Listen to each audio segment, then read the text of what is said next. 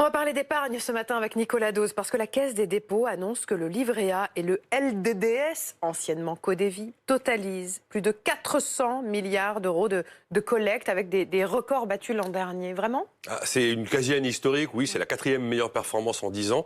On est au total sur ces deux produits d'épargne sans risque réglementé à 411 milliards d'euros. C'est un montant astronomique. Alors on sait que ça rapporte plus rien avec un rendement qui est sous l'inflation.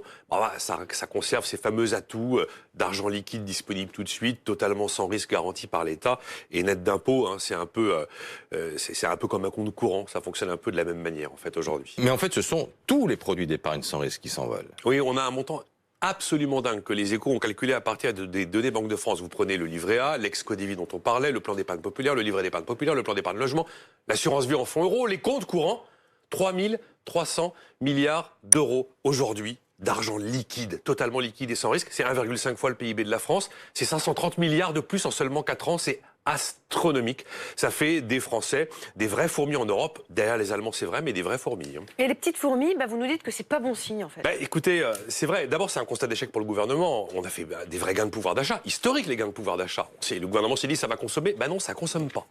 Après, les taux sont très bas, voire nuls, voire quelquefois rendement négatif. Ça devrait inciter les épargnants, surtout ceux qui ont un peu de moyens, à aller vers des produits où on prend plus de risques pour gagner plus, tout simplement. Non, c'est pas encore le cas. Alors qu'est-ce que ça veut dire? C'est le signe d'un manque de confiance quand même dans l'avenir. C'est le signe d'une forme de défiance. On se dit, on a un système de protection sociale soi-disant très généreux, mais en fait, il y a énormément de dépenses publiques, mais il y a une dette astronomique. Tout ça n'est pas vraiment financé sur le long terme. Je mets de l'argent de côté parce que j'ai moyennement confiance dans la solidité de ce système. Et puis, j'ai eu beaucoup de promesses, beaucoup de paroles politiques sur des efforts fiscaux, des baisses d'impôts.